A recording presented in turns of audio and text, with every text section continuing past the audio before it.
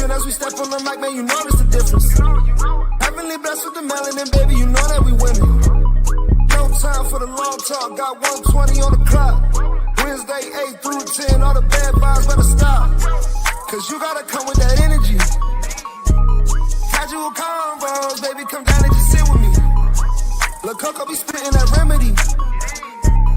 Casual convos, baby, come down and just sit with me. You better take this shit serious. She dropping knowledge on hitting this free for the play. Tap it right now if you curious. We got the ham radio going lit every A. We go from people to family to pilots. Stay with me if you got something to say. Know it's important if we go acknowledge. Speak on the business and get out the way. What you gonna say about my mama? She winning, you rockhead. Hello, welcome to the Casual Convo Show, where we have conversations about topics that affect the community's personal and business relationships. We always have the casual convo, so you don't have to have the tough convo. I'm your host, Coco, and next to me, he don't like when I say this, but my problem child, Mr. Quentin Moore, aka Semantic, the Iconoclast, and then below him is also the mayor of Asheville, King Paul, Mr. More Than You Can See. And then next to him, even though we can't see her because she probably doing something she ain't got no business doing, Baltimore's finest, the best artiste I know, the Jude. Hi, y'all. Before we get into anything else, I still want to say it's Gemini season. Shout out to all the Geminis.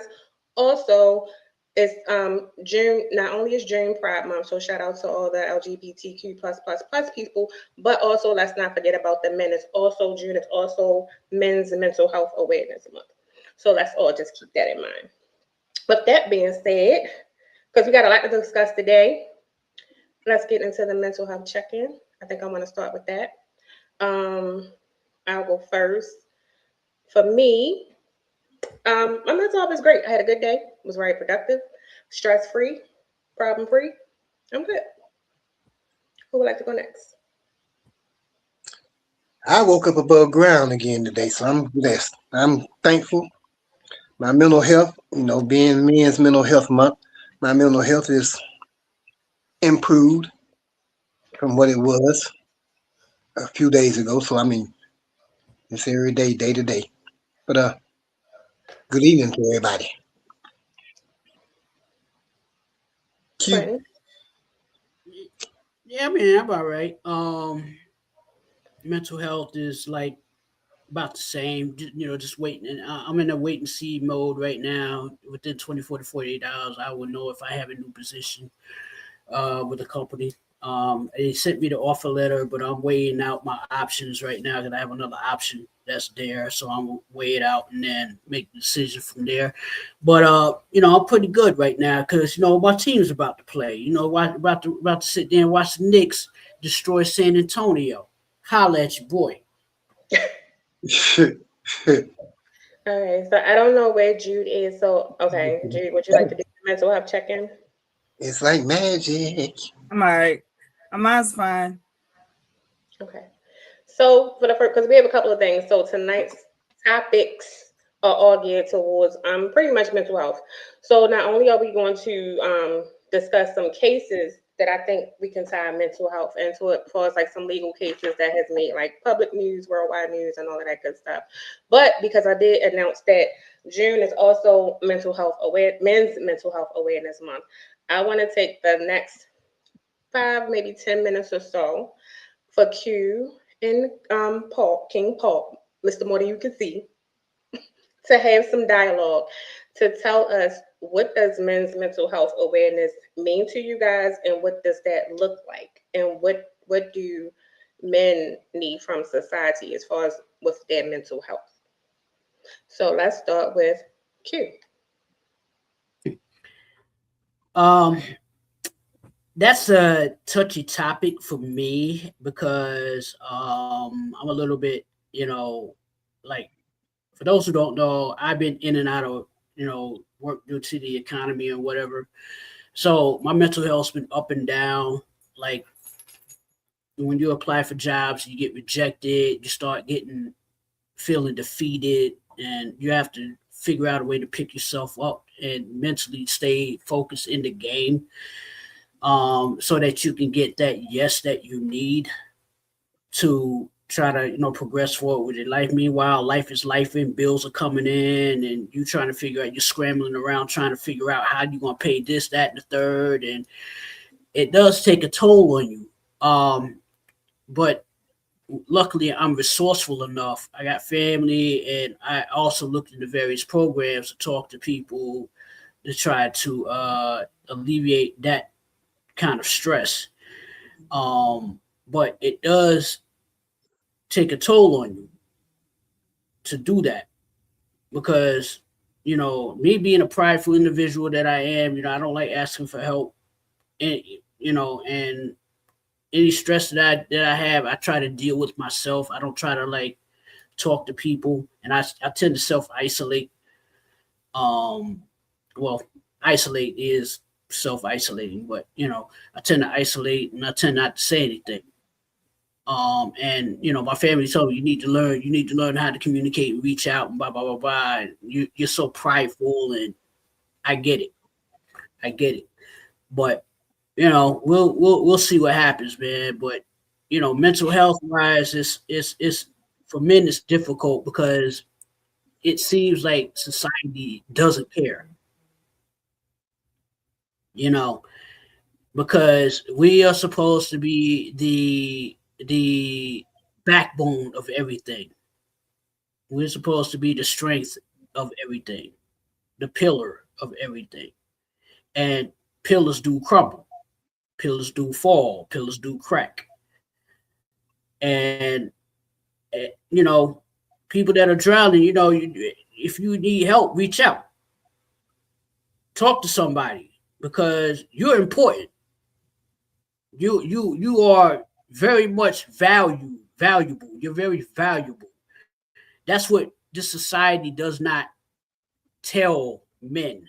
They don't tell people that. They don't tell people that they're valuable until it's too late. You can't tell somebody they're valuable when they're dead and gone. And that's the problem with the society because we're so caught up in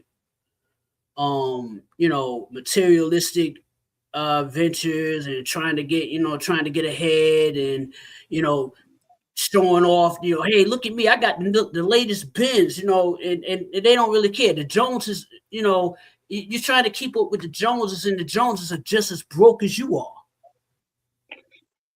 You see what I'm saying? And that does take a mental health. That does take a toll on people, and you got to learn just to play within your realm instead of trying to look outside of your realm to try to get some sort of peace within your life. Play within your realm. That's all I got to say about that.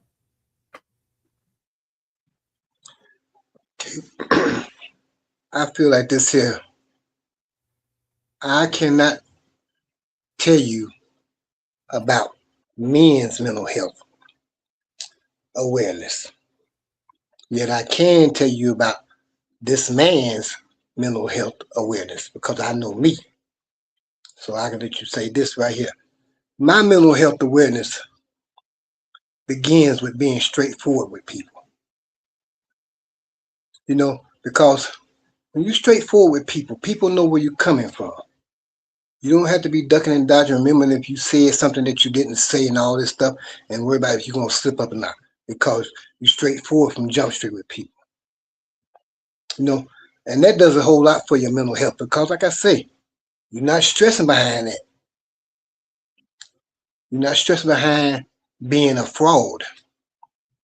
So that makes your mental health stay stable for me. Also, you do things in a way that you would like to have things done to you. That's another strong portion of your mental health awareness. Because if you're trying to treat people in the way that you don't want to be treated, and then you get mad when somebody treats you in the way that you treat others, your mental health is not keen. You know what I'm saying? So I'm saying, for me, I had to stay focused on being the best person that I know I am.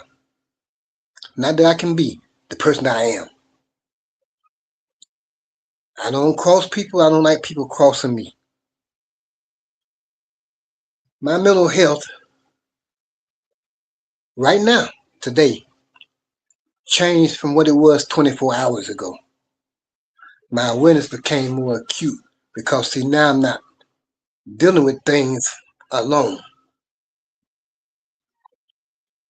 I got somebody I can talk with about it, whereas I couldn't talk about with other people. I definitely don't talk to outsiders about things that's really going on.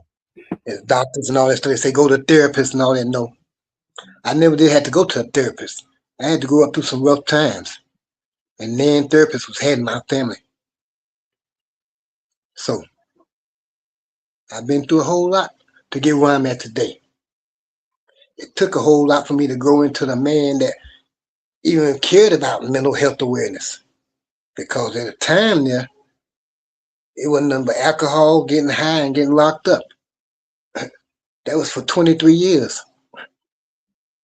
Bam, bam, bam, bam. So I wasn't thinking about no mental health awareness. You know? So people can't get, well, I don't want to say people, but men, my brothers, we cannot get caught up, like you said, in living images out there, living a fraudulent life, trying to have something that you don't have, pretending to have something that you don't have, pretending to be somebody that you're not. If you want your mental health to be safe and secure, then you got to be true to yourself in order for you to be true to others. That will take your mental health in a very, very positive, what I could say. What's that thing? A meter, water meter, something like that, where they measure. Well, whatever it is, that take your meter way to the right, full, past full. Right now, people are going through things. I'm gonna say people, but men, I'm talking to y'all. You're going through things, and it's trying. It's real trying. I remember back in the days when I'd be going to the stores and stuff, and then they're taking all them people's meats and stuff out of there and taking some in the hood for half price. And I can see people nowadays, they trying to get in these stores and get stuff because it's hard. It's hard on them than what it really was on us back in the 80s. So now, I'm seeing this pattern with these people, and I'm seeing people get caught and get locked up for this. And I'm saying it's going to be more people doing it. They're going to need more, but they're going to keep locking people up for it. They're going to need more space. People not working, their mind's not right. People out here getting high and homeless, and their mind's not right. The best thing for a true man, a true person that's doing anything, is to stay on your P's and Q's with your mental health awareness so you can be aware of what's going on around you in order to try to help somebody. It's rough times out here. You know what I'm saying, Coco? Rough times. It is, but this is not the moment for us ladies. This is just for y'all to have your moment to speak on men's mental health awareness. So, but I hear you. I'm with you. I did. That's why I gave it back to you. No. Rich is going next. So we Oh, have I didn't see. radio coming back. Oh, okay. I can't see. Hello? Rich, you on mute? Okay, I don't know what happened to hand He said radio. 1 sec. Oh, he said 1 second. Yeah, in the chat. Yeah. Oh, so while Rich is doing that, and we're gonna have some. I think that was good. And just to pick, I guess, if I can, if y'all allow me to piggyback on what y'all talking about, I see a lot of like talking to different guys, especially in the dating world, and also like having like male friends, family members. The one thing I do hear they talk about a lot is like the safe spaces, and if they don't feel like it's enough safe spaces, like men's mental health, like men can't feel, men can't express, men can't do certain things. So, which is one of the reasons why I wanted to open it up, just to show that y'all can express, y'all can share, and that y'all mental health is just as important as anybody else's. So now I'm gonna hand it over to Rich. Rich, I was just filling in. I'm sorry. How y'all doing? Can y'all hear me? All right. So Mute your mental audio, health for Rick. me, mental health to me is important because um it's a quote by James Allen that says, "As a man thinketh, so is he." So I feel like your mental health it involves everything that you do, what you eat, what you listen to, what you see. Everything affects your mental health. And as men, it's very important for our mental health to be on point because we're supposed to be providers and protectors of our families. So we have to prioritize our mental health.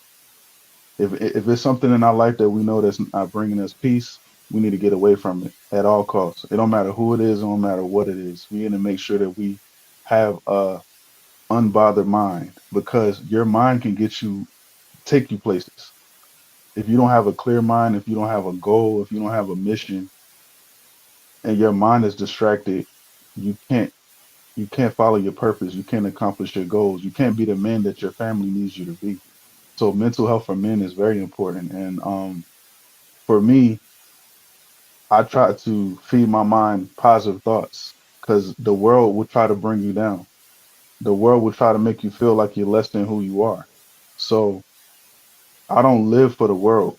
I live for God and I live for myself. And I know I have a family and I know I have kids and I want to be there for them. So I try to make sure that my mental health is is of is very important to me. So I try to make sure my environment is clean and the people that I'm around are positive and they're doing something with their life. That's my only advice to those men out there and for myself is like I try to keep my mind sharp and it takes you somewhere. If you have a clear mind and you have a goal, you can accomplish anything. There's nothing that can stop you. The only person that can stop you is yourself and what you allow to get inside of your mental your mindset. So my mental health tip or word for today or right now is to say make sure you prioritize what is going inside your mind, what you're reading, what you're listening to, what you're putting inside your head. Because at the end of the day, that's really what controls your mind, and what controls your mind controls your body. So that's all I have to say. Thanks for giving me the time. Oh no, you got one more thing, but that was great. You had one more thing to say. What you want to say? You know what you Oh, oh yeah, yeah, don't play with me. yeah. All right. So I just published a book, guys. It's called The Podcast Cheat Code. I have it here with me. Um, it's right here. I'll put the link in the bio. It's called The Podcast Cheat Code. It's basically for anybody out there that wants to start a podcast, want to learn about podcast secrets that I have. I've been in the radio industry for about almost 14, 15 years. I've done live radio shows, podcasts. I've been working with Coco. We've been working for how long now, Coco? About 6 years. Oh, both that. About 6 years. So I have a little knowledge on things on how you can have a successful podcast. So check me out. It's on Amazon, the podcast cheat code by Richard Good. And it's also I have a website, the podcast cheat code.com, and you can go and purchase it. You can also book a workshop or a consultation if you want some advice. If you don't want to buy the book, you can email me and get advice and book me for a workshop. So how Thank do we y'all. book a consultation? Or Oh, do I just text you like I've been doing? yeah, you can. I'll give you my email. They can email me. All And right. yeah, thank Okay. y'all. Thank you. Congratulations. I'm proud of you. Thank you. Appreciate y'all. Okay, guys, that was amazing. That was great. Also, for anybody who may be, because I might just give out these little tips throughout the show. If anybody is having or any like suicidal thoughts and in crisis, or just maybe feeling depressed or need someone to talk to, you can call or text the number 988. You can call or you can text if you're not comfortable with calling, you just want to get a feel for it, and you can speak to a licensed therapist who will talk to you within that moment and try to, give you some tools and tips and just to get some things off of you so that you don't hold it in. But with that being said, I Wait, know before you move forward from that, because I wanted to say something from recently dealing with a man who was going through a mental health crisis. I want to go into his thing. I will say this. If a man feel comfortable enough, he will talk to you. You ain't gotta be his mother, his sister, his girlfriend. You can just be a friend. And if he feels comfortable enough, he will talk to you. What I will say is, there was I feel like there was a stigma that men can't cry, men ain't supposed to have feelings, men supposed to be tough, men supposed to be this, and for forever that's the way men, they hid a lot of things. Today, what I'm saying is the moment a man shows his vulnerability, women call him soft. Women say that he's a weak man, he's this, he's that. Some men look at themselves as weak. Some men will tell another man, you weak for this or you weak for that, or blah, blah. But what I notice is as time's going on, men are realizing that that's okay. Now, more men are going and getting help. More men are going and speaking. More men are trying to help and uplift, men. So and despite what all this man-woman war, men are standing together behind whatever cause this is, because they are standing behind. Be strong, don't let nobody bring you down. And still the regular men who think like the other way, but men are taking better care of their health, their wealth, life, families. There are more men out here, because I remember a couple years ago we used to talk about how men just out here dropping babies everywhere, and more men are now talking about actually raising a family. You feel me? It ain't about just having kids no more. So shout out to the men, and mental health, and being one who's just talking to a man and seeing more men open up. I am one that a few men will come to you and talk to you, about some of the things they're going through. And if you are that female, be that female, that woman in that man's life, that, just be there. They need us, and it's cool. Sometimes it's a little weird because you see them strong men, coming to a little tears or something, but they ain't never weak to me. That's strength. Yeah. Always, And not That's the how I only, look at it. and just to add to what you're saying, all of that is definitely true. I think everybody know they can come to me, and I've even had people who don't even know me that may have like DM me, asked a question, and it started with a conversation, and they were able to vent. So even whatever your comfort zone, whatever shifts you, or whatever energy you feel that pulls somebody in, if somebody confides in you, don't throw that up in nobody's face. Especially, I'm talking to the women. When a man cry, or if they share something with you about a trauma or something that they're feeling or expressing, don't wait on Mad Day and throw it up in their face and try to, what is it called, emasculate them, or make them feel bad about it. And that's why men don't open up. And then we say we want these emotionally aware men, but we have to create the space for them to be that. But I definitely got to get back into the show because we got a lot and we're going to run out of time. But we still want to tie everything into the mental health piece. The first one, we're going to discuss a case. It was a case that happened in, let me go. So this first one, we wanted to discuss a case and give our thoughts. There was a case of a former gas station owner being found not guilty in the murder of a 14-year-old boy. A South Carolina jury found former gas station owner, I think his name is Chike Rick Chow, he was Asian, not guilty of murder in the 2023 fatal shooting of 14-year-old Cyrus Carmack Belton. The verdict was reached on June 1st, 2026, after approximately 8 hours of deliberation. The specific details of the case was the incident happened on May 28, 2023 at the Express Mart Shell Station in Columbia, South Carolina. Chow and his son chased Carmack Belton for over 100 yards down the road after incorrectly accusing the teen of shoplifting water. Chow shot the 14-year-old in the back, killing him at the scene. Chow's legal team maintained that he acted in self-defense to protect his son, testifying that he believed the teenager was armed with a gun at his son and aimed the gun at his son during the chase. The prosecutors argued that Carmack Belton was running away and that the teenager never threatened anyone with the handgun he was carrying. The community response. The verdict sparked local outcry and protests in the Columbia area. Meanwhile, attorneys representing the victim's family announced they plan to pursue civil litigation against Chow. What are your thoughts? Or would you like for me to go first? I'll go first. So the fact that I find it very disheartening, and I find it BS. One, we're talking about a child who not only was running away. If he's running away, how was he aiming a gun? He was shot in the back, and this child lost his life over water. I'm not saying that I get it stealing or whatever, but too many people are playing God with people's lives, with taking people's lives, especially over water.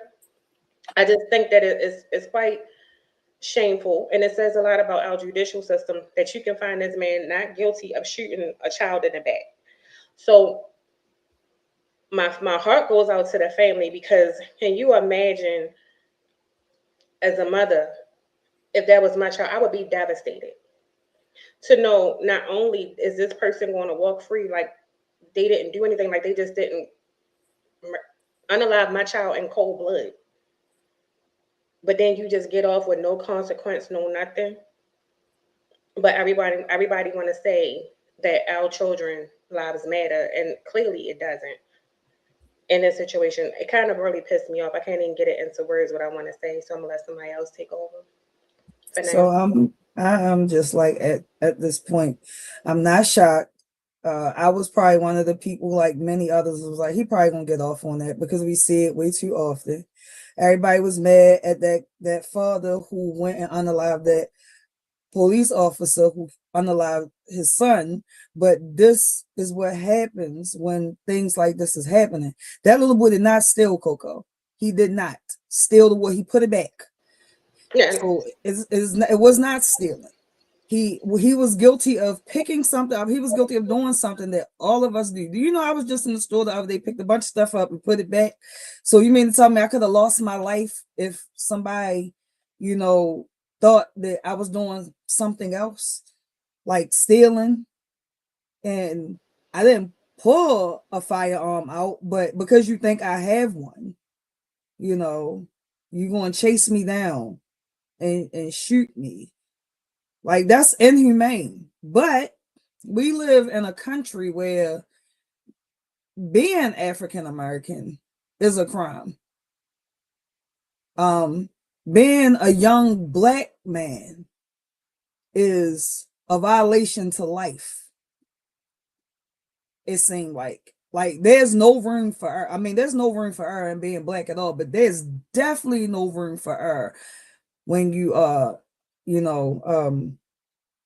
young and Black and a man, and it's sad. My heart goes out to his family. I've seen when, they gave the verdict, but the thing that I was trying to find it, I'm gonna try to find it before we get off this topic, but this is not his first offense. Apparently that guy then shot at a few people, and none of that came up in court. You know what I'm tired of also seeing, like, the wrongness, like, in all of these trials, for real. Like, I don't know. I too, like Coco, can't say certain things, so I'm not gonna say certain things, but I mean, ain't nothing gonna change until more of certain things happen that they ain't gonna like, and a lot more of us is gonna lose our lives. But what they say is casualties of war, not for the kids, but some of these grown people need to get up and really stand up, and I don't know if protesting or whatever is the thing, but I remember, Black people really used to fight. And I'm not saying we ain't really fighting now, but I feel like we really need to fight and stop spending our money in these stores. Like, stand for that. Stop spending your money in these other people's stores. For real, we shouldn't be spending. I'm guilty of it too, because I had to get some things today, and it ain't too many Black businesses that I can just go to get some, because all of them since COVID has been closed down. Mm-hmm. But yeah, we gotta stop spending money. We absolutely has to stop giving these people the black dollar. Because if a kid can go in the store, pick up some bottles of water, and decide he not gonna get them and lose his life, I would And, get a filter. I would never buy bottled waters again a day in my life if it was me. and you It was know my what family. also hurt me sometimes, and I'm sorry, I'm gonna let these guys go. Like I'm very, even though my children are grown, I still worry, especially I worry about all of them, but especially my boys, like when they want to hang out and when they want to go out and wherever they go out. I know y'all going out to have a good time, but I'm like, be safe. You know, I be praying over them, everything like that. But and then they be like, come on, man, and I'm like, no. I'm like, do y'all? Sometimes it's like, even though we know, and I think like, and I can only speak for my kids, and I tell them all the time, y'all are so ignorant of the world that we live in. You going out to have a good time, and then like especially if I know they going to certain parts of Maryland where I know we ain't always accepted, you know what I mean, and there's more of a chance, and then you going out there, you might get a little tipsy or whatever. I don't know what you may run into, and I mean, and that's the fear of all of us, anybody with a young man, young woman, or any husband, boyfriend, brother, whoever, when they go out and they leave the house, you right, they're going to make it back to you in one piece, and it upsets me sometimes with how they try to downplay it. And I'm looking at them like, y'all have no clue. And I don't understand where it come from, not with me being your mother. But anywho, Paul. Well, you know, America has never been a friend of the black man. Never. Anytime any other ethnic group of people can come to this country, set up their little shops, make all their money, fly their folks country to country, whatever they doing, in black communities, and come in and unnecessarily kill a kid, is no surprise. This is this country. This is this country. It's not just started. We talking about Ricky Child shooting a little black kid in the back, killing him. Then you talking about they finding little hung black girls up in trees committing suicide. Sure, these people are wicked. I mean, keep it real. He ain't the first little kid that got killed. Tamir Rice, kids like that. These people get away. These people get away with killing us. It's not just started. They get away with killing our kids. And the worst thing is the Justice Department, the justice system, whatever you want to call it, these prosecutors, all of them.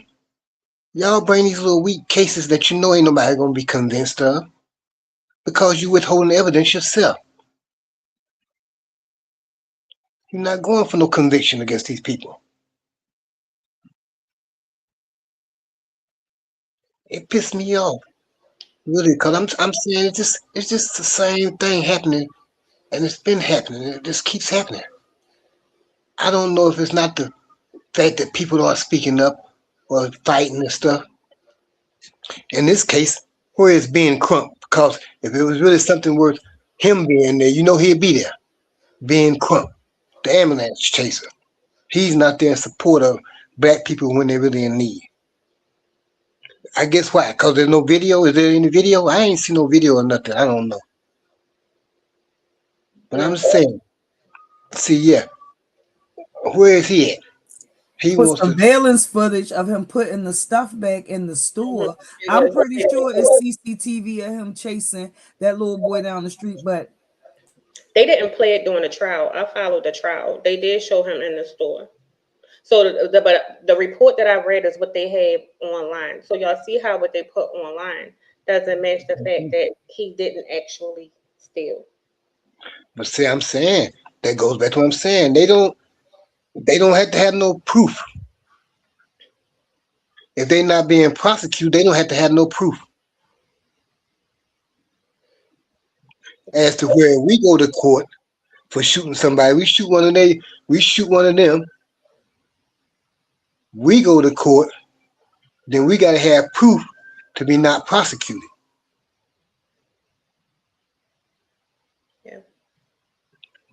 Q. Well, this is from what I was reading about it, this is similar to what happened in LA back in '91. Latasha Harvins. I don't know if you guys remember that. Woman. Yeah, I remember that because I was in college when that happened. And it's going to continue, unfortunately, because that's just America. America eats its young. Black, white, whatever, but especially black, because they are trying to find a way to get rid of us by any means necessary. I wasn't there. I don't know what happened with this kid. It's unfortunate as it was. My heart goes out to his family. I don't know the exact details as to what actually happened.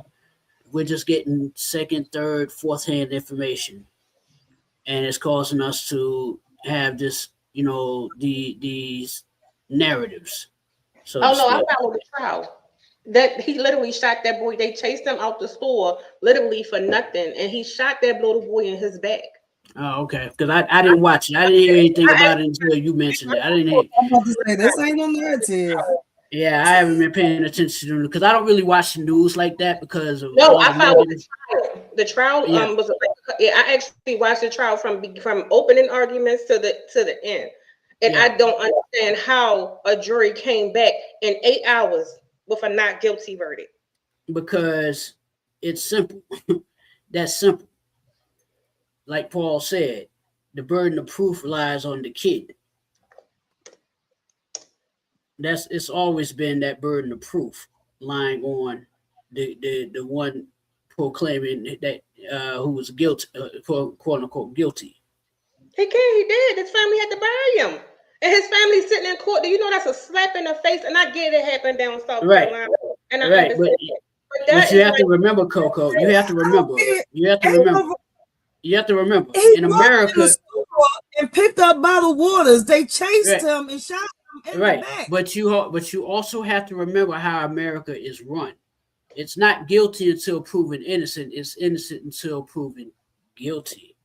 It's And I'm reversed. telling you, the video that they showed from the daggone gas station in the court, the boy had nothing in his hands. We are Right. sick of seeing people being proven guilty and being Right. set free innocent. I We get understand that. all that. But I get that. I get that. But what can be done about it now? We can't riot because if we riot, guess what's going to happen? Martial law will be ensued. Trust me on this. I was in college in Atlanta when Rodney King got beat up. The Rodney King incident happened, and we tore down a Korean store, and I was there firsthand. I was there because I lived next door to that Korean supermarket. We tore that, you know what, up. Went in there and ransacked that thing. And at the end of the day, I'm saying to myself, why? Why did we do this? What did it solve? It didn't solve anything. It didn't bring back whatever happened. It didn't reverse whatever happened. We get it. Everybody's upset. Everybody's angry. But the question is, how do you move forward? What are you going to do about it?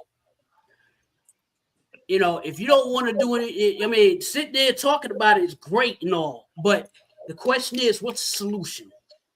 Stop spending money. Yeah, I get it. I feel like that's part of the problem. Is to sit back and take it at the butt. No, we're not. No, that's the problem. To have that type of, and I'm a Jew, especially people like this. Don't spend your money there. We need to come together. This is where when we talk about this this is what the community needs to be. But then again, you have to think. Okay, if that is the only resource you have in your community to get things, where are you going to go? You're not going to travel if you don't have the means to travel out of the way to get what you need, and it's right around the corner. It's about convenience at that point. You see what I'm saying? It's about support too. It right. still comes down to support too. So hey, It does come I down just to tell them all support. the time. Forget supporting them people. Them people don't have no respect for the black people in their own communities. Right. Forget supporting them. I don't give a damn.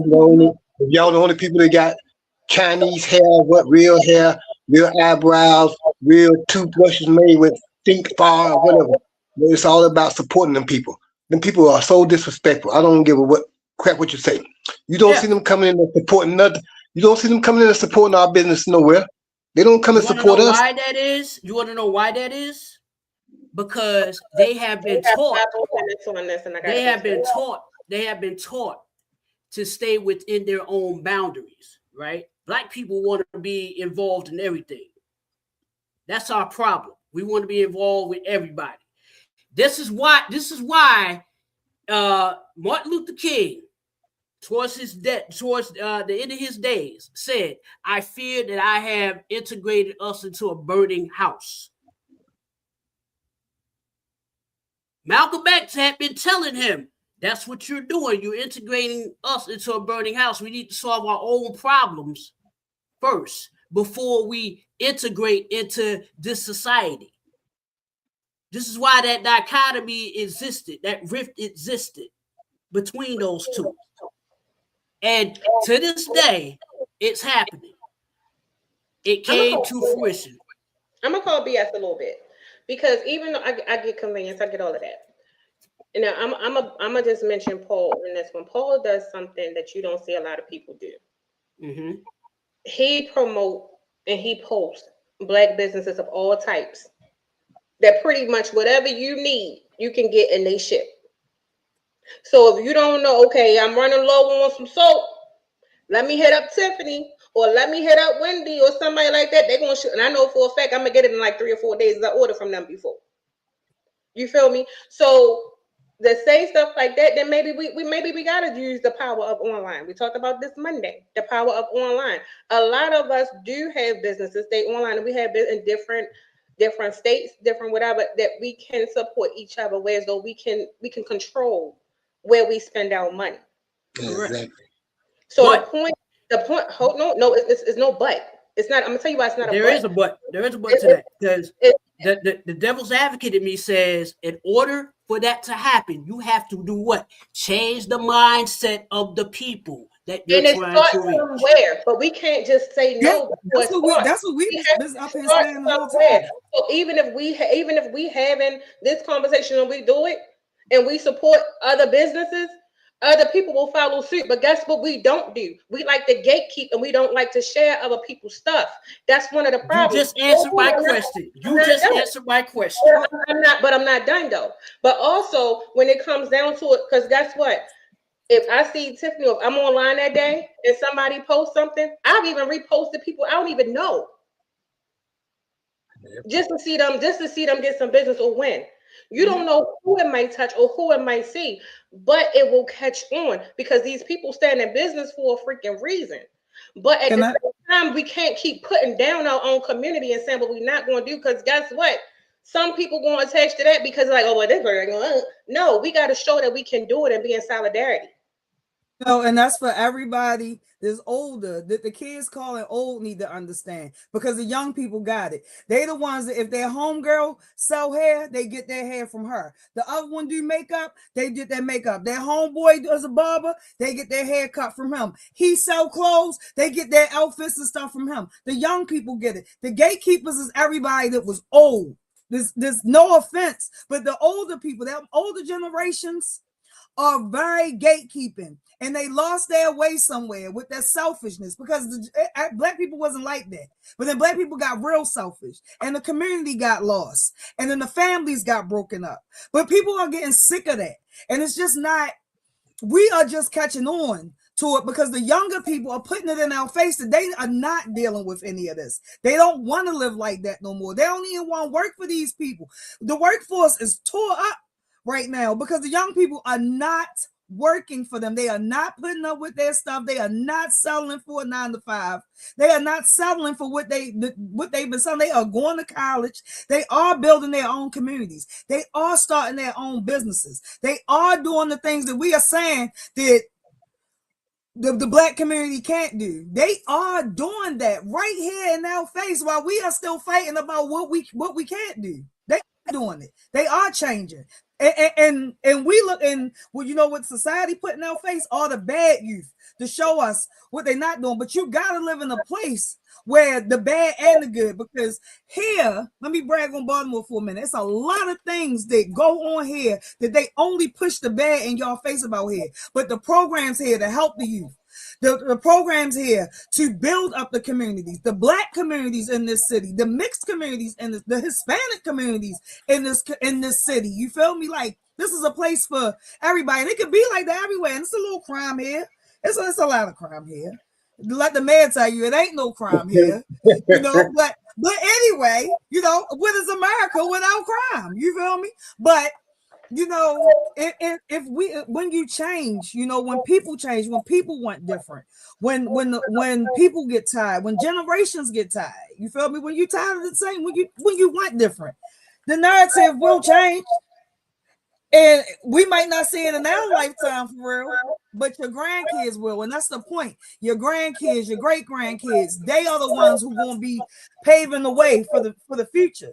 But you gotta teach that too. You gotta show them that too. You gotta show them that you want different too. Okay. Does that make sense? I don't know. All right, let me go to the next topic. I gotta bring it back because we still got a lot and we're running out of time. The next topic is, this topic actually came from Paul. So we're going to discuss a case of a family member, well, a husband and / dad unaliving his family. So Ryan Willis McFarland, so let me clarify, this is a Caucasian family. Ryan Willis McFarland, 52, fatally shot 6 of his family members before dying by suicide. When confronted by police in Muscatine, Iowa, the fatal shooting took place across 3 separate locations, one being a family home. Officers initially responded to a residence on Park Avenue and discovered 4 deceased victims. The second location was a 5th victim. An adult male relative was found dead at a home on Mill Street in a local business, where the 6th victim, another male relative, was found shot to death at a commercial property on Grandview Avenue. Following the initial discovery, police tracked McFarland to the city's Riverfront Trail. While officers were attempting to speak with him, McFarland turned the gun to himself and died from a self-inflicted gunshot wound. The victims were, as identified by the Muscatine, I think I said that right, Police Chief Tony Kaz, as Lisa McFarland, the suspect wife, who was 51, Dakota Whitlow, who was 32, Autumn Harris, 29, Raul McFarland, 20, Mark McFarland, 16, Ryan McFarland Jr. So this, they said the shooting stemmed from a domestic dispute. Let's go. Who would like to go first? So do you want me to start? Go ahead. I'll start. So, okay, I wanted to tie this in, especially when it goes to mental health, because it started off as a domestic dispute.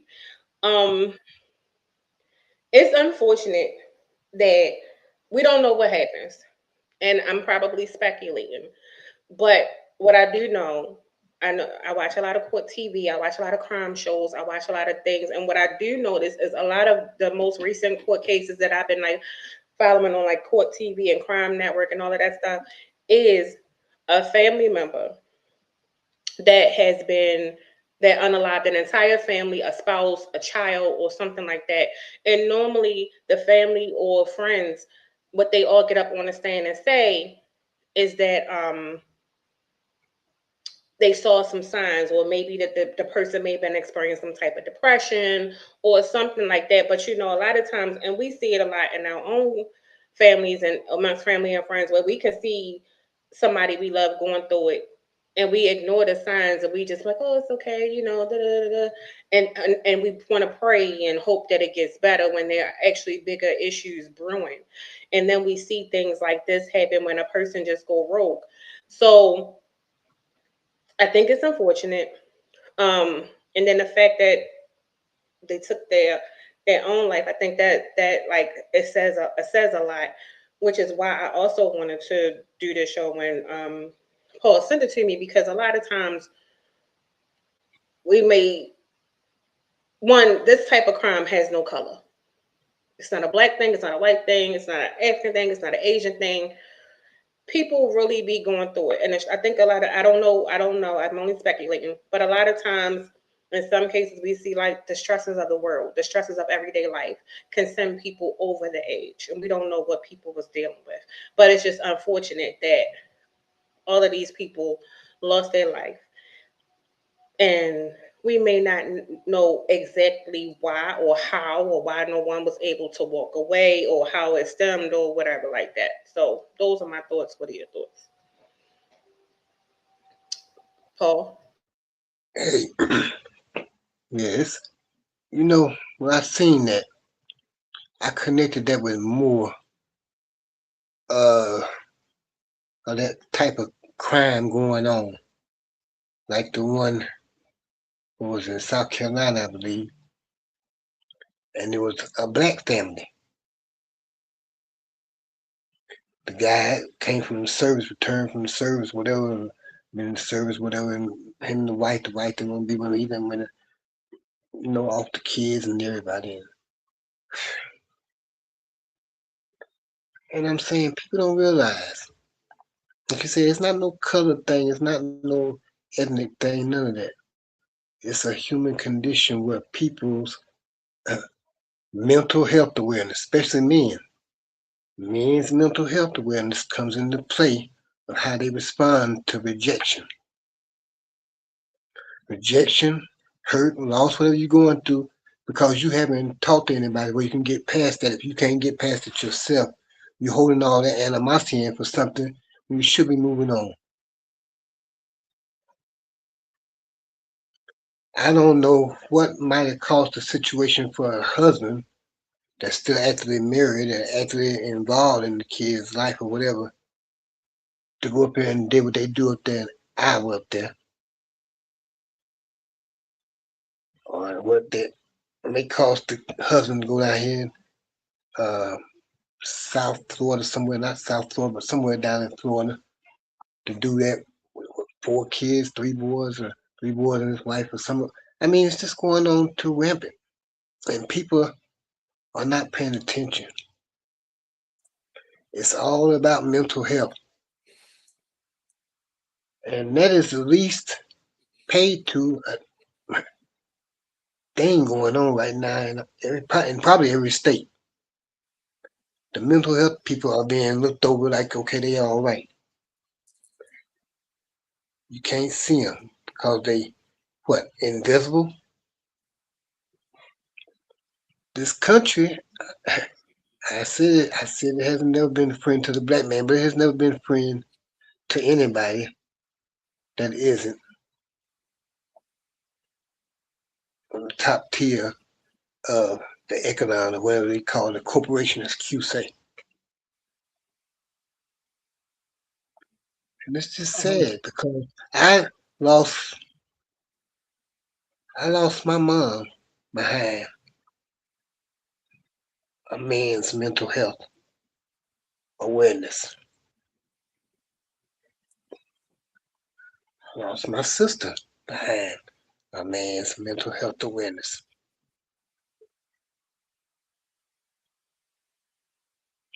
I lost a couple of friends I grew up with behind men's mental health awareness.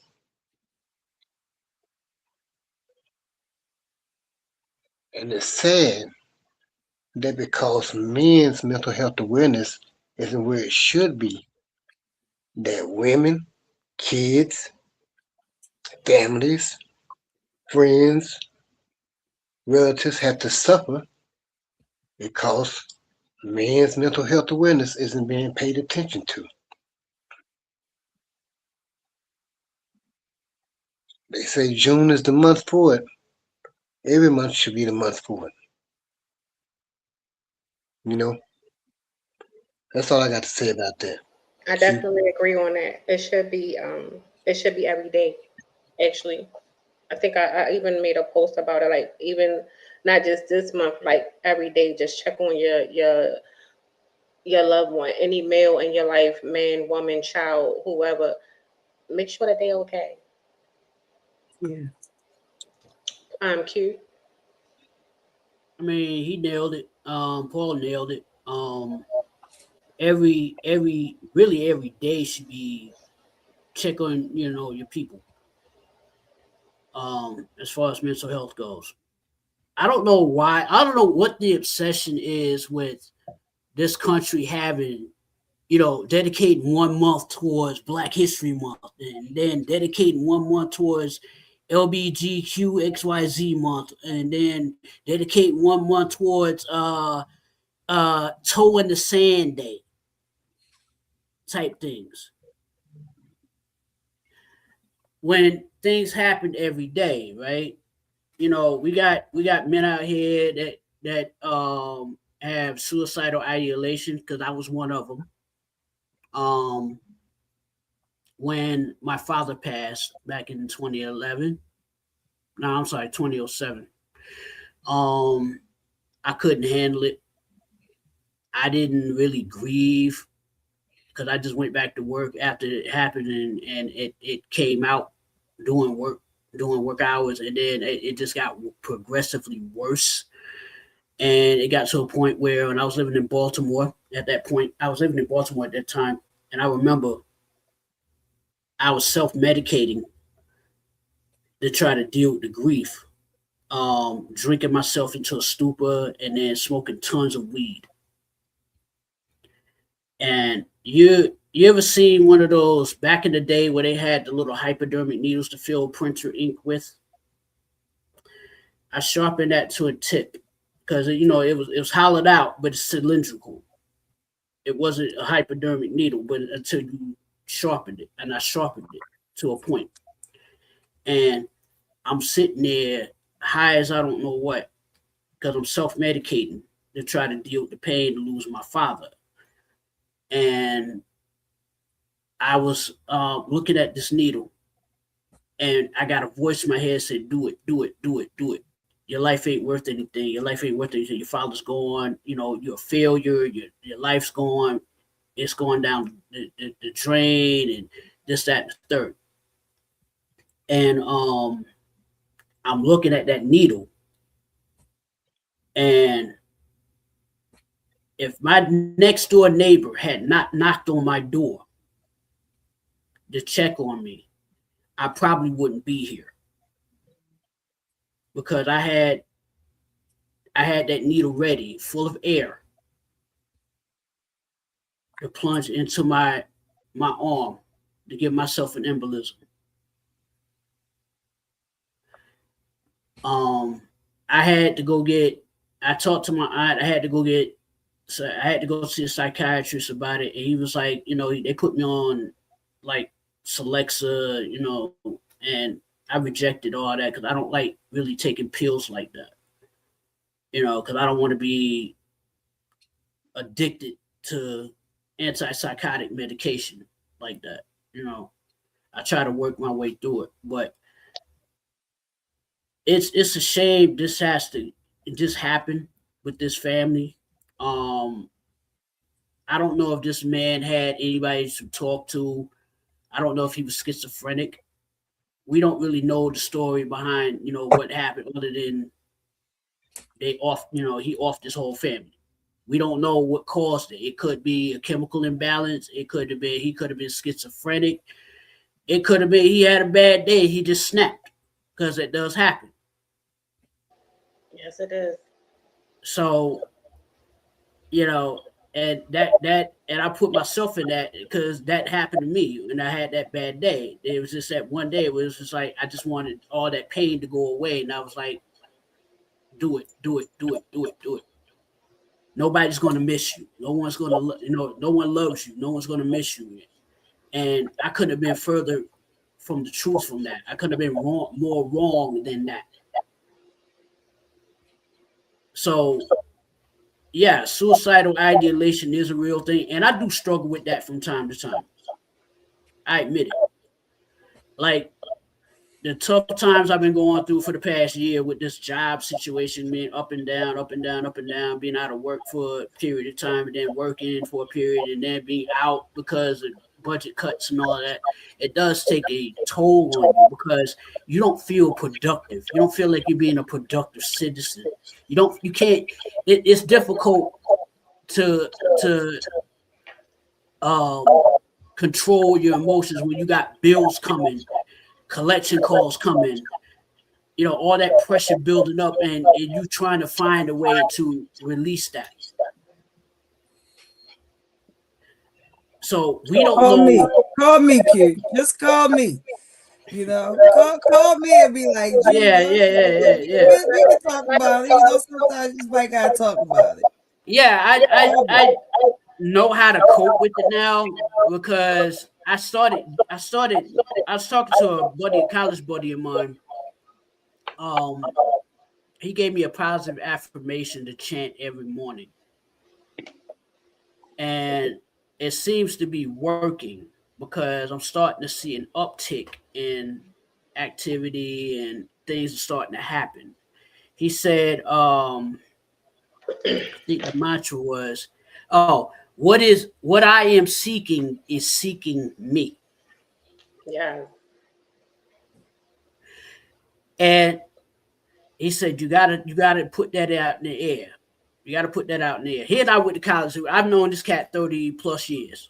Me and him were like we were tight in college, not as tight as in college as we are now, but we were pretty. We knew each other back then. You know what I'm saying?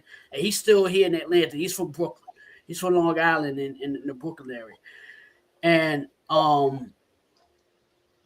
we caught up. He was like, yo, man, what's going on? Blah, blah, blah. We help each other out when we can. You know what I'm saying? We still talk every day, every other day. Because we knew a lot of people. We lost a lot of people that we both knew.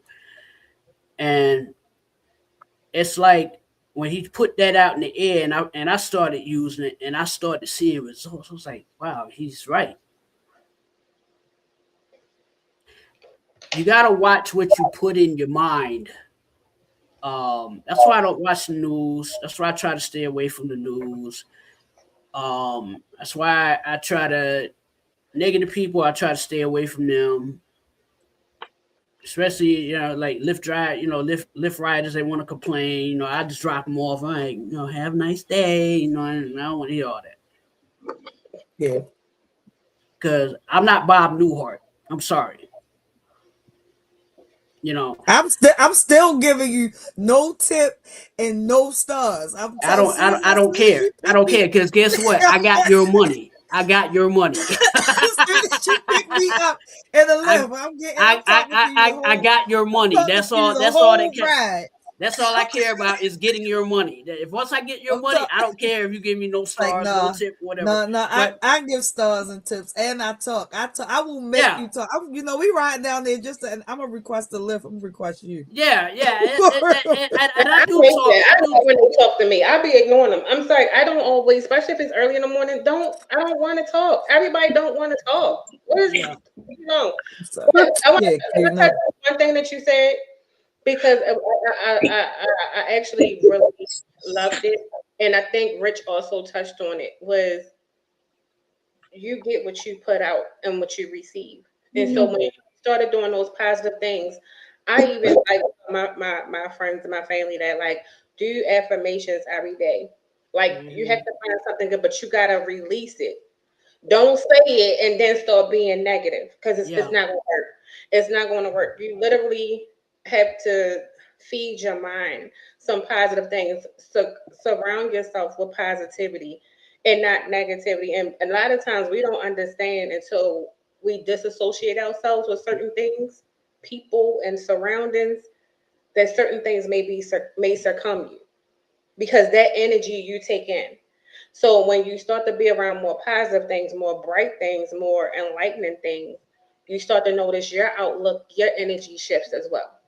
So I think that's important. And I love the fact that you past someone that can give you some affirmations.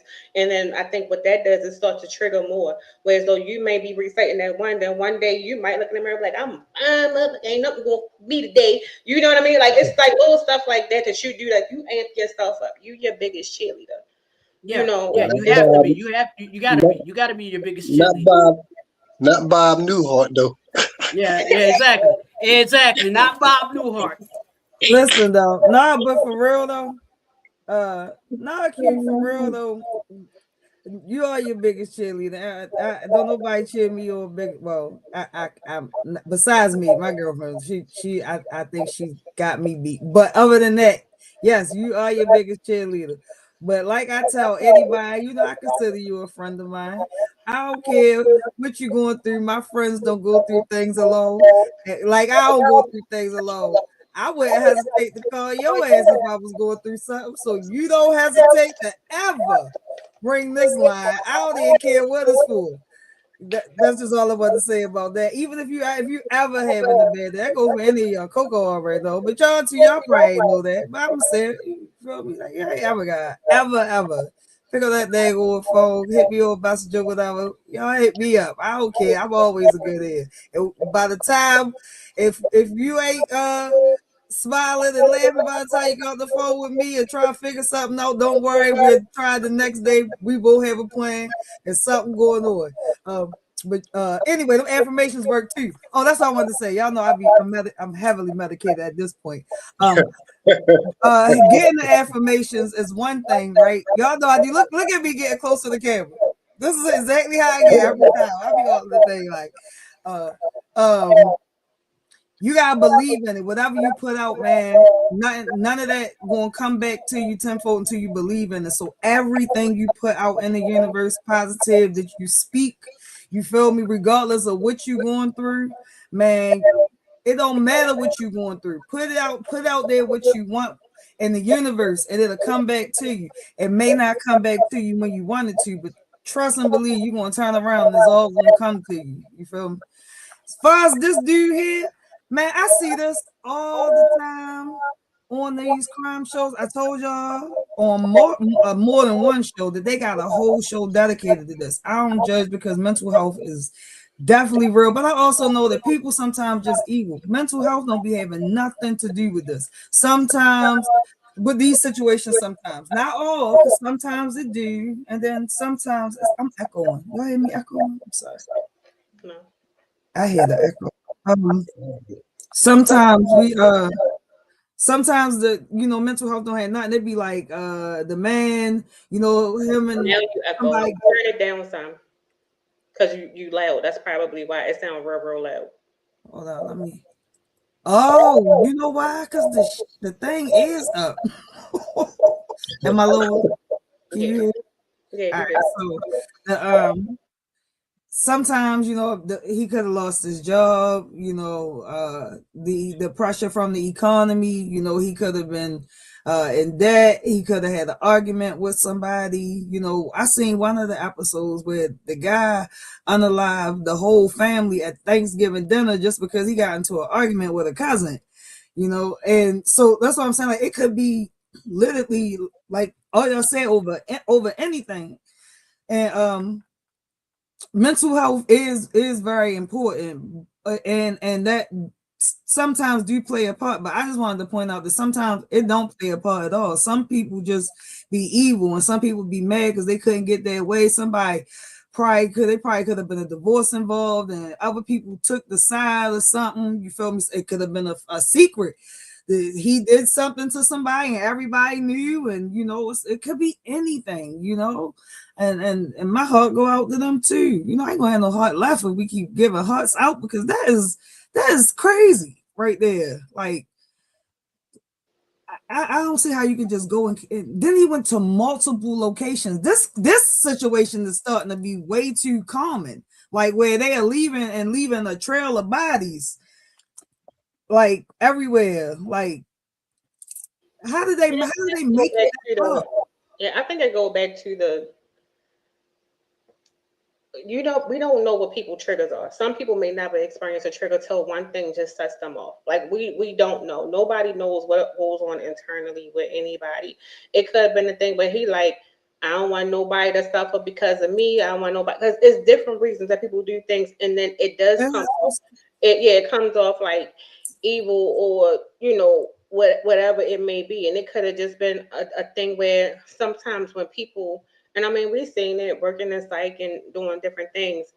People literally don't be in their frame of mind. They just be doing stuff. And then when they start to get better, they don't even remember what happened in the episode. You have a lot of people that end up in jail, and by the time they get medicated, they don't even remember doing whatever it is that they did, because they snapped. And sometimes people during COVID, we saw a lot of people lose it because they were losing everything and they didn't know how to handle it. So and I always say, my prime thing is, we don't know what that one thing can be that sets somebody off. We don't know what people are internalizing. We don't know what people are going through in their everyday life. We don't know, like, what set me off may not set somebody else off. I could get triggered any moment and just lose my complete. You get what I mean? The whole family though, Frank. And the whole family though. But you know what? During COVID. Yeah, you never know with some people, because they didn't want their family to suffer because if you're a provider or if you're doing everything else. But I mean, sometimes some things, like I said, a lot of times, and I think from what I've seen and what's been evidence data proven, a lot of times people can internalize so much. Mm-hmm. And that's why PTSD and all of those things, it's so many different avenues and legs to mental health that we can't even cover them all. You don't know what can cause a person to do what they do. And it could just be one thing, because they could be holding in so much. And then that one thing that just might piss them off might be something minor to us, but to them, that was just that one thing that triggered everything. And they just freaking lost it and went in a fit of rage. Isolation has a lot to do with it, especially when COVID hit, because there's a lot of people that felt isolated. And because like people who were well off were losing everything, and they couldn't handle that because they never experienced that. Right, they never experienced. Exactly, they never experienced. And a lot of people were getting admitted and coming through the ED, like it was people who had never ever been diagnosed, had a happy life, but coming in completely deranged because they never, you know how that saying is, they drove themselves crazy or something. That's like a literal thing. People were literally going crazy and nobody knew why. Well, the thing is, and I don't know if I would ever survive solitary confinement for a long period of time. I know I would survive for a very short period because I tend to I tend to isolate. Mm-hmm. Sometimes I will go days without speaking to my family. Sometimes I'll go weeks for not speaking to my family. My family call me and I won't pick up. Sometimes I won't pick up. Me, I do too. It's not that I don't love them. It's just that I just let me process it myself because they know how stubborn I am. Yeah. Because they tell me, they're like, you never asked for help. You never asked for help.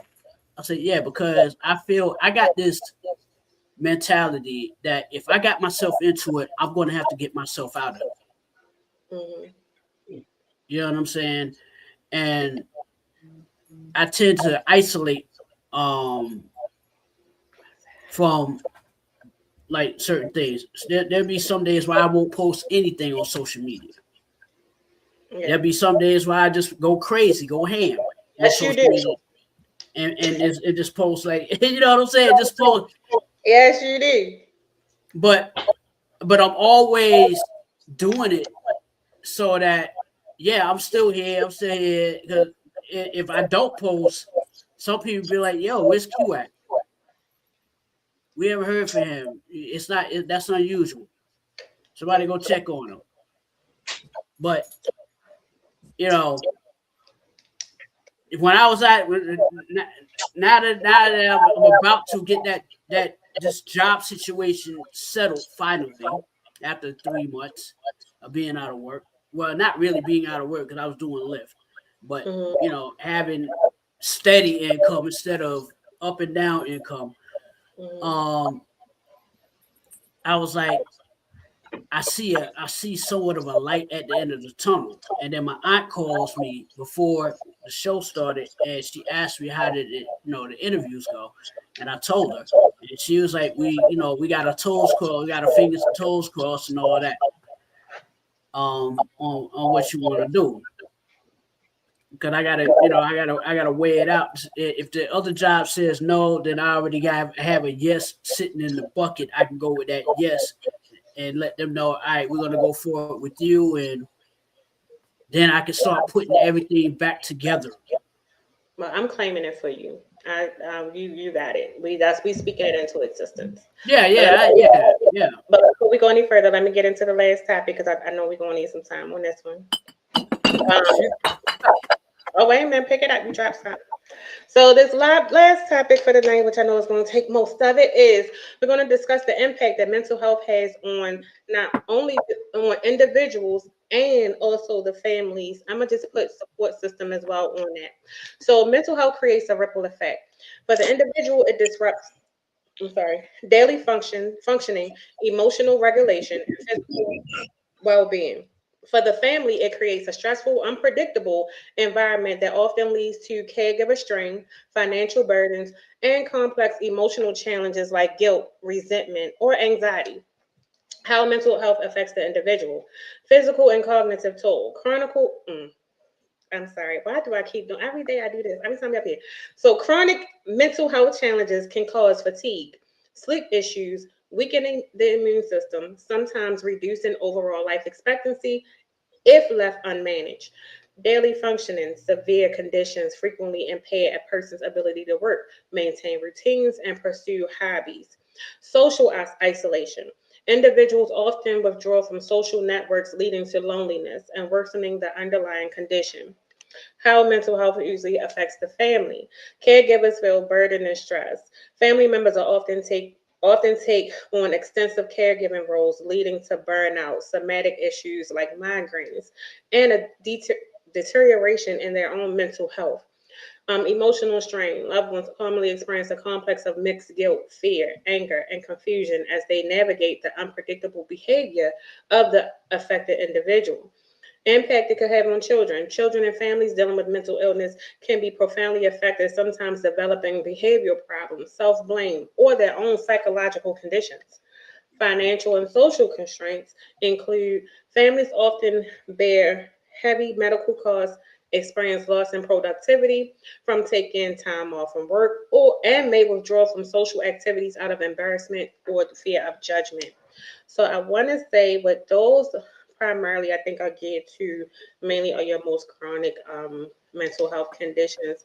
But I do think even some of the milder cases in some instances can also take a toll um, as well to certain strengths. I don't think sometimes when somebody that may not be schizophrenic or may not have like severe bipolar or all of these chronic mental health conditions, but they could be dealing with depression, anxiety, or certain things like that.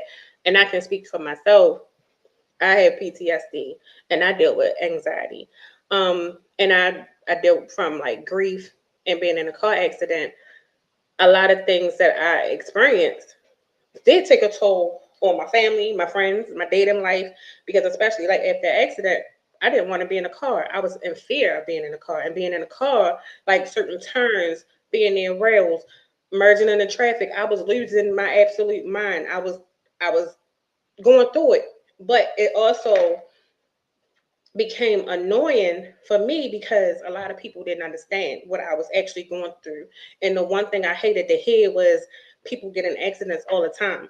Da da da da da. You just got to get over it. Everybody don't react to everything the same way. And the worst thing you could tell somebody that's going through something that maybe because you haven't experienced it is to get over it. But I also had to understand there is a strain on somebody else to because not only am I dealing with it, they got to deal with it with me. But it's also hard when you usually be the person that everybody go to with a fun person, and then now you have a fear of travel. So that's yeah. That's a lot. So anyway, what are your thoughts, Jude? You on mute? Oh, Paul. Am I on mute too? Am I on mute? Okay. No. Yeah. You know,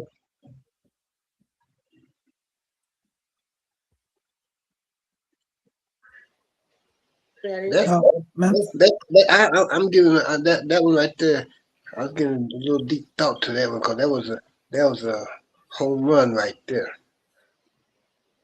Go ahead, Jude. Gregory, I don't know. I feel like when it comes to mental health,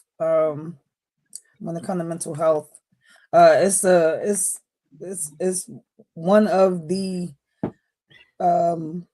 most talked about health topics now. All of more people are bringing a lot more awareness, which is a great thing. I remember it was a point in time where a lot of people didn't, they used to look at if mental health is like just people being crazy, and now people are now understanding that there are different levels to mental health. Some of it is just some people have a chemical imbalance. Some people suffer. There are different levels to mental health. I like that people are owning that they are going through things, and people are upfront about it. I mean, in today's culture, some people it has in a sense, made people okay with expressing themselves and not holding things in anymore, with the amount of awareness that has been poured into, people pouring into their own mental health. But when it comes to like cases like when people losing it or like not having support and things, that's when like you see the other side of it, or people not being properly medicated, the people who do need to be medicated, or not having the proper resources. Insurance with dealing with mental health sometimes is a pain in the butt because there's so many stipulations on that with finding the proper, like being able to afford to get the treatment for it. You feel me? It can be very expensive for real. I think it's important. I mean, I went through my own stuff before too, and I went and got a therapist and all that. I'm not one that's big on like these pharmacy medications unless you absolutely have to take them. But at the same time, I am big on putting the work in yourself. I'm sorry, my girlfriend just came home and does fucking. I'm putting the work in yourself. Not saying that everybody can beat, but you can, fight for yourself, fight to be, who you are. And that's what a lot of people do. A lot of people fight against it, and they to live a normal life, and there's nothing wrong with that. They keep fighting, and some days it's going to be harder than others, and people ain't going to always get it, and it's not for everybody to get. It's for you to get, and it's for you to, own it and just not let it own you for real. I feel like everybody in today's age, because of COVID and the world and with everything going, I feel like everybody got PTSD. Some form of it. Like I ain't never felt like I had so many anxiety attacks in my life, like just off of being like the older you get, the less tolerable you are to a lot of things, and the more you just I don't know, but you gotta take care of yourself, and you gotta put that positivity out in there. And everybody not gonna always have a good day, so sometimes you're not the positive person. I understand that every situation don't cause for positivity either. It calls for a little knock and buck and tit for tat, not necessarily the necessary tit for tat, but the tat or the tit. You feel me? But you know what I mean. But yeah, you gotta take care of yourself. And I feel like more people are doing that. More us are getting involved in mental health. And more of us are becoming providers, psychiatrists, therapists, social workers, things like that. More people are having like these centers for like people to come figure out ways, like sit down and paint and talk and therapy and all types of things. Like we figuring it out. We figuring out how to take care of ourselves. We don't have no choice. Look at what's going on in the world, man. Can I add to something that you said? Say. You had mentioned like as far as like I know one thing with people being more aware and you saying people not wanting to do like the pharmaceuticals as far as dealing with mental health. I know one thing I can say that worked for me is talk therapy. And I did not know I had PTSD until I spoke to a therapist.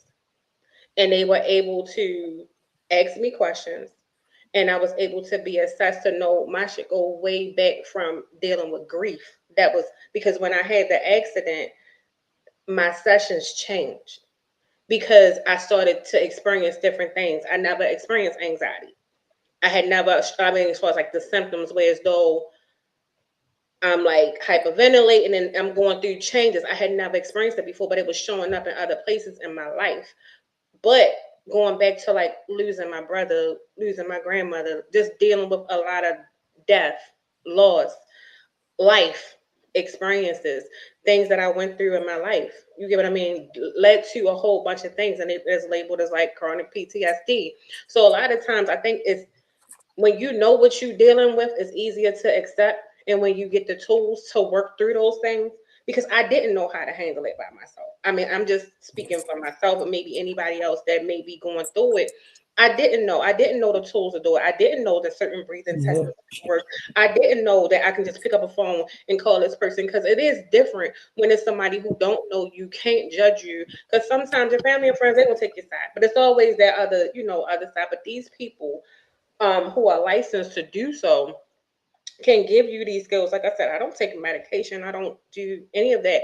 But I know she a phone call away. I can call her, look, I had a moment. This is in the third. I don't know what happened. Because, I mean, I even did like a job interview one time. And this was like a couple of months after the accident that I was in.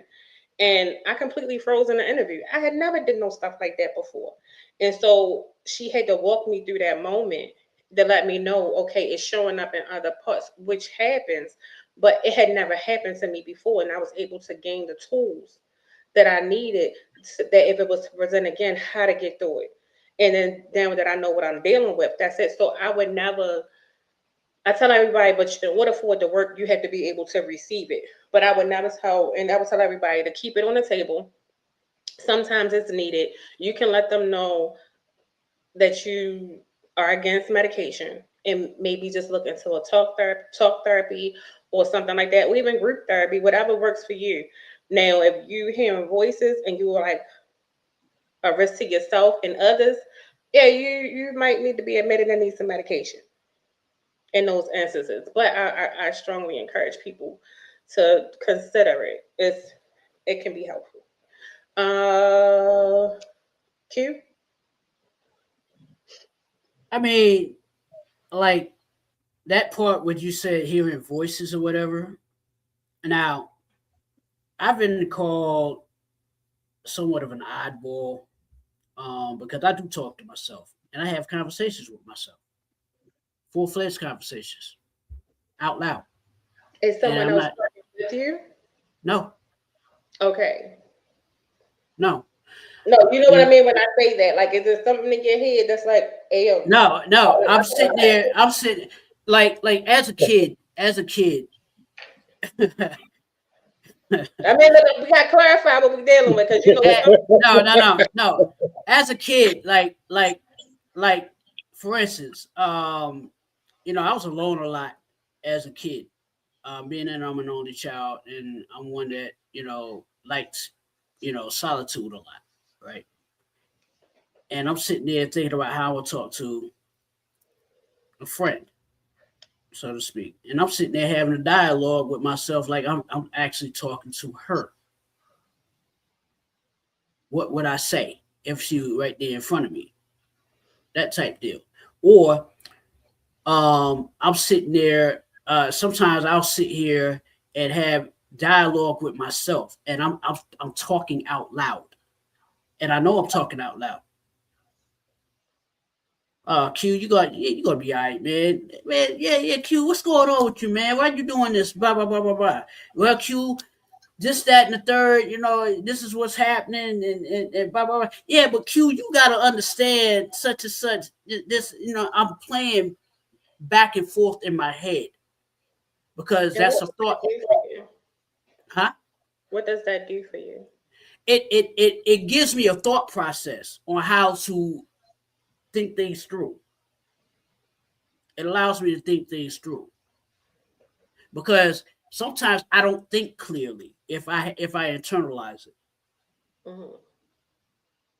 If I talk it out with myself, then I can clearly see the picture, and So then you ask yourself like open-ended questions to be like, okay, so you're just thinking out aloud.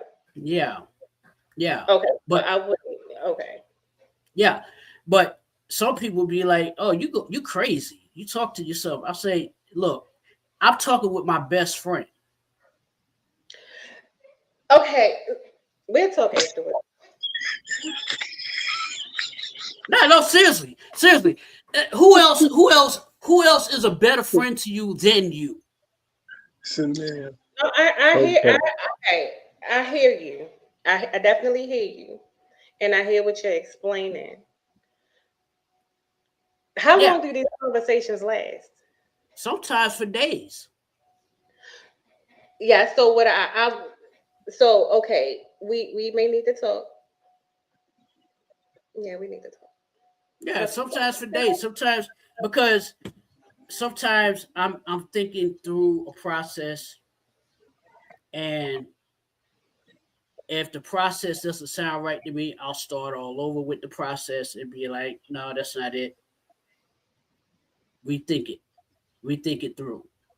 Walk it through step by step by step by step." so instead of talking it through to yourself, have you ever maybe created like a plan where so you write it down and do like short term goals, long term goals, or even like journal it? Yeah, I used to journal. I used to do that. Now I don't do that anymore. Like a lot of my poetry that I used to write, it's a lot of me talking with myself. Because there was one where um I was really I was crazy about this chick. This is when I was in Baltimore. I was crazy about this girl.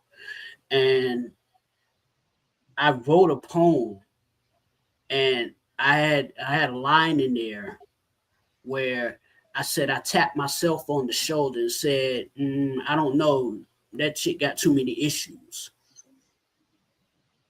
Wait, I'm sorry. Say that again. Okay.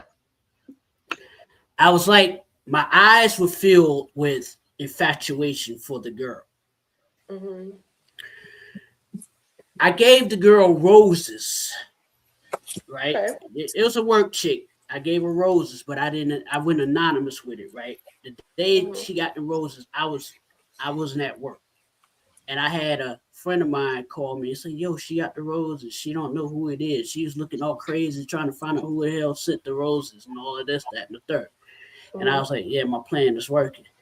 But then she kind of figured out it was me, right?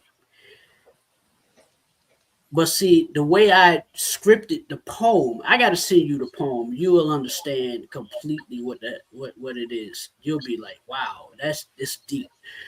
Okay. It's called Berlin. Okay.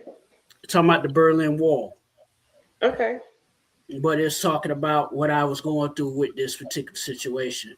Um, you know, I tapped, I was like really liked her, and me, I'm a sucker for a pretty face. I admit, she's pretty. If she's pretty, I'm gonna be like, "Yo, I need to holler at her. I need to see what she's all about." I'm a sucker for a pretty Okay. face. So bring me up to speed to when you tapped yourself on the shoulder.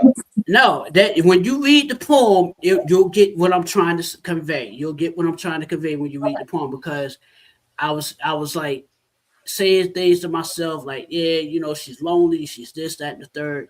And then when you actually talk to the woman, and then I started thinking to myself, I'm like, wait up, hold on a sec, something's wrong. So then I tapped myself on the shoulder and said, I don't know, she got too many issues. I think it's best that she's left alone.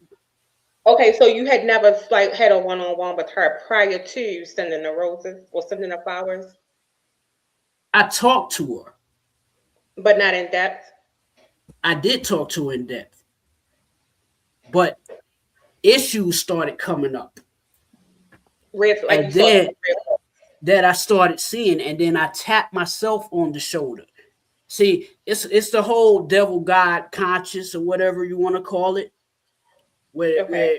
where you have you see movies where God be like, yeah, don't do that, and the devil be like, yeah, go ahead and do it, go ahead and do it. You know, I had a moment, a crisis of conscience at the moment where my conscience tapped me on the shoulder and said, hey, stupid, I don't know about her. She got too many issues. I think it's best that she's left alone. She won't pick up the phone when you call her. Type Okay, deal. so you had like an epiphany to say like this is Yeah. not it. But Yeah. it's nothing, but you didn't physically or nothing said. No. No. That's what I was trying to And I figure was sitting there, and I would be sitting there at night talking to myself out loud, having a full blown conversation with myself, talking out loud. Not having internal conversation, not having silent conversation where I'm sitting there, you know, thinking, dreaming of clouds, you know, and having these words go in the cloud. No, I'm sitting there like, damn, Q, what the hell are you thinking about? Why are you doing this to yourself? Well, Q, I think the reason why you're doing this to yourself is because of this, that, and stuff. Yeah, I actually have these. I still to this day have these conversations with myself. And you don't, we'll talk offline. I really think it will work with you. What? No, I'm talking about like talk that like I think you should consider talk therapy. That's what it's good for. I do. No, I feel like I'm my own therapist because That could be the problem. because no one knows me better than me. And I went to therapy as a kid because I had anger issues. I had severe anger issues. And I realized what it was stemming from. It stemmed from my mother. You know, my mom died when I was 3. And you know the story behind that. Mm-hmm. Not the full story, but, you know, I didn't learn of that until I got older and I started seeing things. I started understanding. So that's where a lot of my anger was coming from. Until I got old enough to understand, oh, this is where this is coming from. And then my dad, you know, when he got, you know, older, you know, up in age or whatever, when he was about to pass, he told me, he was like, yeah, you had 2 brothers and a sister that were stillborn. I was like, damn. I could have had, you know, no wonder why I'm the only child. You understand what I'm saying? So that played a part in it. You the only child? Yeah, I'm an only child. I wouldn't say write it off completely. I hear you, but I would definitely say there's a difference in the younger you and then maybe like now I'm not saying it in a bad way, but even still like those moments where things are like we may not see that certain things are weighing heavy, but certain things when you have a whole lot going on up here, Yeah. sometimes there's a more structured way to get them out, even though I get it. Nobody knows you better than you.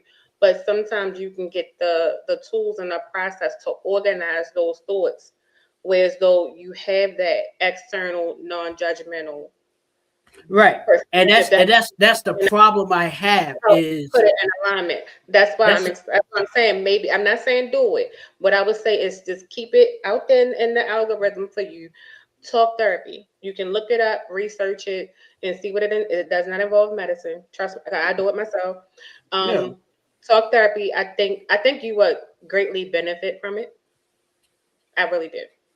Yeah, that's the problem I have is, is being looked at as like crazy. And I know I'm not crazy. I don't, and that's why to this day, some people say I'm esoteric. Yeah, but I think that's the biggest misperception too when it comes down to mental health. Just because a person sees a therapist, a counselor, psychiatrist, whoever, does not mean you're crazy. A lot of times people use counseling and therapy because everyday life can be a lot, and sometimes Yeah, you just yeah, get that junk off of you, and then sometimes that's the person who you can get it off to because they're not going to judge you, they're not going to do whatever, but what they can do is give you those tools where as though you're at your most stressful moment and certain things are triggering you to help you deal with, gives you tools to deal with it in that moment. So that's the biggest misconception of mental health. People look at mental health as like it's a label of like insanity or right, crazy. That's right, not what it is. right. So a lot of times I tell anybody, if you're just going through life, period, life is stressful, especially these days. Everybody needs somebody to talk to. And I really think talk therapy works, even if it's just say, look, I just need to talk to somebody because like be getting to me and da da da da da. Yeah. And all you can do, like I call mine all the time. Can I tell you what happened to me today? And she'll be like, I do that. I have a friend of mine that I do that with, who shall remain nameless, but she's a dear friend of mine, and she's going through a lot. Um, you know, she lost her mom and her dad. She was a caretaker for her mom, especially, and her father. But recently she lost her mother, and she's going through it. So I told her, I was like, listen, I've been there where you are now. She has no kids. She has, she feels like her niece is the only family that she has, even though she has two brothers. And I told her, if you need to talk, reach out. I've been there. I know what you're going through. I understand what you're going through. And it's going to be moments where you're going to go through moments where you everything's overwhelming you and you're trying to take care of your business. Everything's over. Hell, if you need to cry, let it out. It's okay. Hell, I cry at times sometimes. Like the 19th anniversary of my father passing is about to come up. And I still I get silent around that time. You know what I'm saying? And then next month, the 15th anniversary of my interring my grandmother, and then 3 weeks later, my best friend died. That's coming up, and it took me a long time to heal from, especially when my best friend passed, one of my closest friends passed, because I had just talked to him 5 hours prior, and he was fine. And then when I hear, he had passed, I'm like, nah, stop playing with me. You know what I'm saying? Don't play like that. And I was in denial. And I went to the funeral still in denial. I'm like, that ain't him laying in that casket. When it was. I'm sitting there watching his dad, and I'm completely numb during the whole process. Yeah, I was completely numb during the whole process. And everybody was coming up to me, hugging me and crying on my shoulder, and I'm backing away. And I'm like, you know what I'm saying? Everybody's like, yeah, why you back away? I was like, I don't want that spirit to transfer over to me, where I start bawling my eyes out. And I think that's feeling, and that's dealing with grief is what you yeah. I think everybody deals with grief differently, but also it's important to know that oftentimes trying to and holding it in and keeping it in can be more, I don't want to say harmful, but harmful. It is harmful. As opposed to letting it out. And I think a lot of we, and especially in our community and our society, yeah, we think that we're not showing what we're going through or what we have weighing heavy on us, but it does. And to the person on the outside looking in, they can see it. Because a lot of times, it's been times where I looked at you, sometimes like a Paul, I might look at you, and I'm like, whatever you got going on today, is you wearing it. You Mhm. may think you're masking it, but you're wearing it.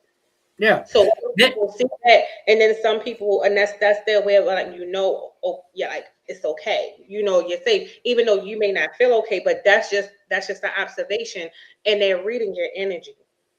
yeah. So even when you think, no, it's not a transfer, it's because you're holding it, and you hold it, and you hold it, and you don't have to always hold it, Mhm. and that's why again, I would say consider it because it will helpful to get that off of you because don't keep holding it. You don't have to hold it Yeah. because But you there, don't there, have. there, there's a poem that I tell people to read about wearing masks, right?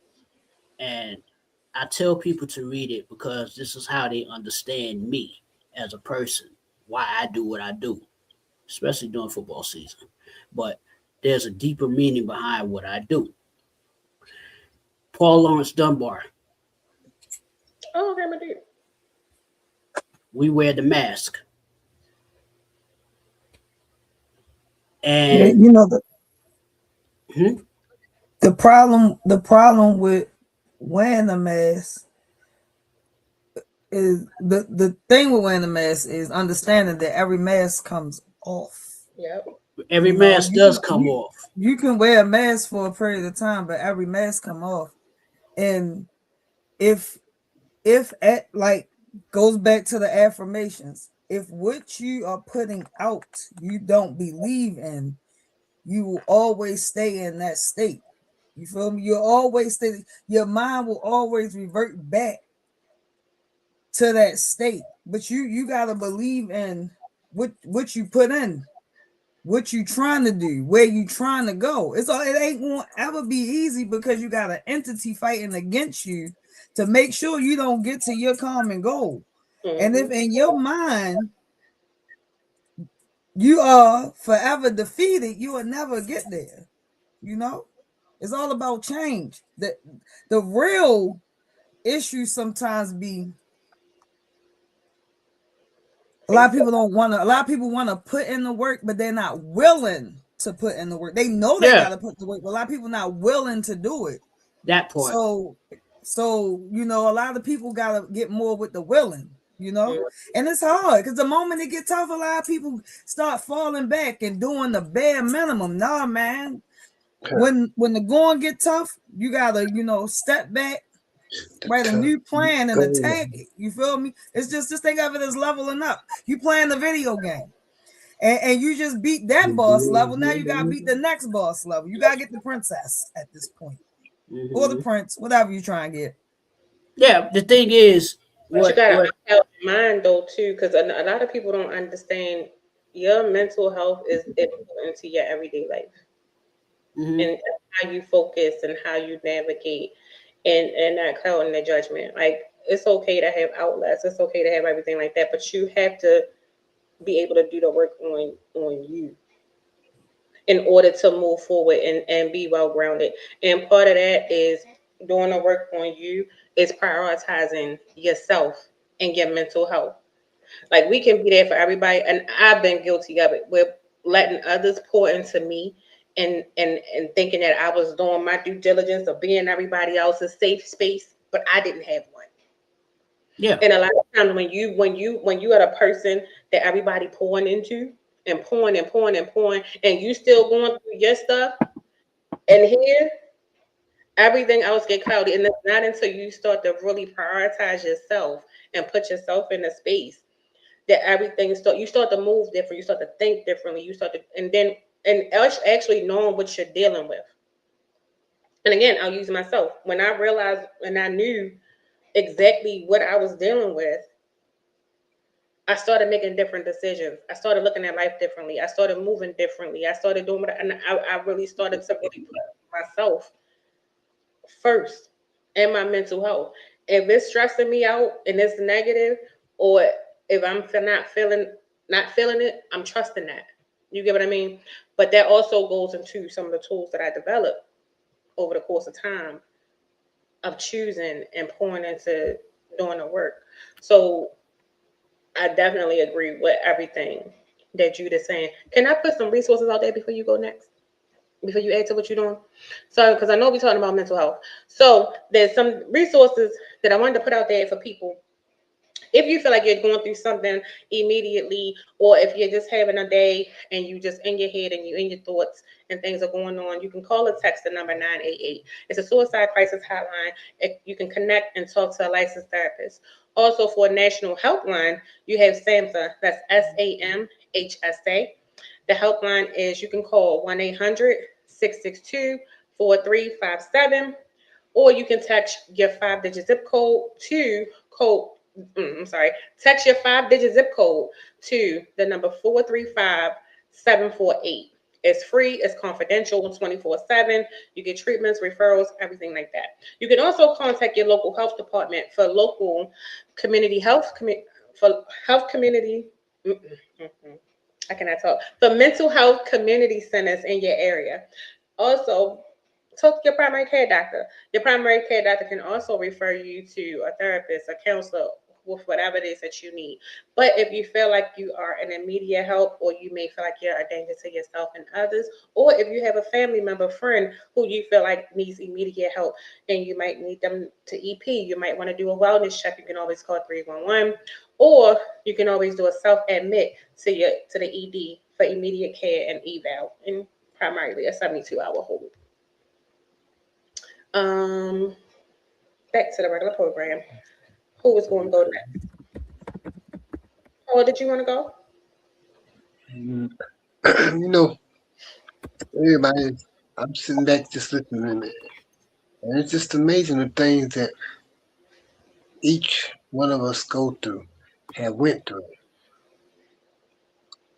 and through the resilience and through the God as we know Him, however that may be, for each one of us, we are still here through it all.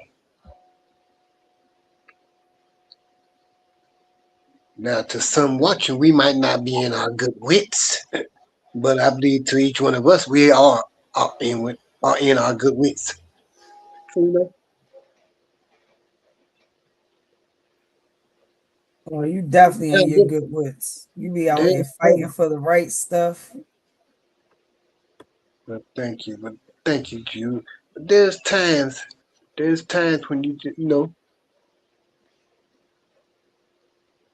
that life just challenges us.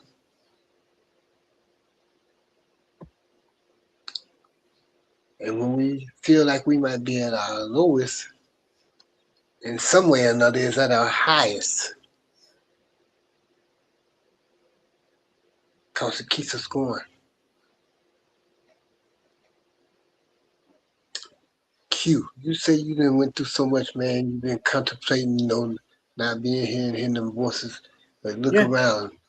Look around and see yourself. You still here. You still pushing forward. You still doing what needs to be done. Yeah, exactly. You definitely need it. You definitely need it here. Yeah, There's a purpose. yeah, There's a yeah. I purpose. realize that. I realize that, and I appreciate that. And plus, I don't want to leave my dogs behind. My dogs love me to death. I don't want to leave my pups behind. Exactly. Turn your volume down. You come through on surround Sound. And I'm saying, man, it's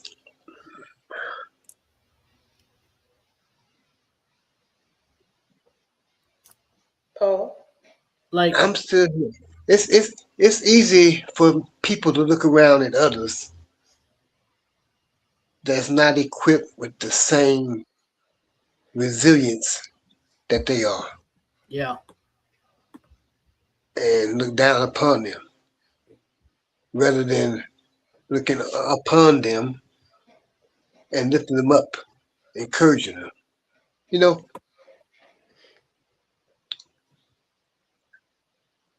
I'm thankful.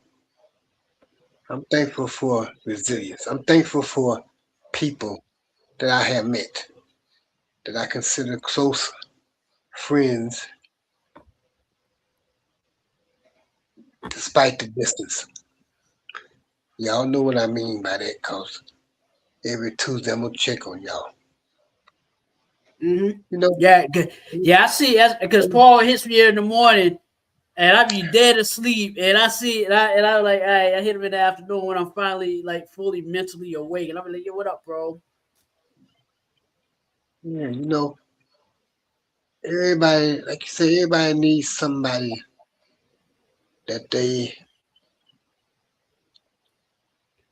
feel connected with. Okay. So, so my mental, my mental health, with everything I've been through, being able to connect with people far away from me that I feel close to, keeps me going through a whole lot of stuff. You know, it really does. That's it for me. Why you had to get close to the camera?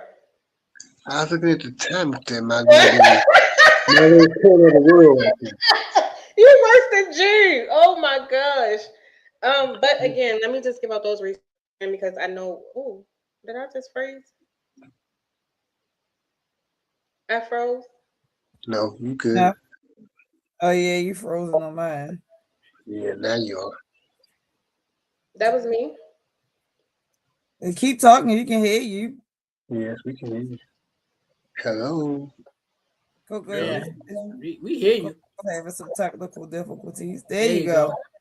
I'm like, what is going on?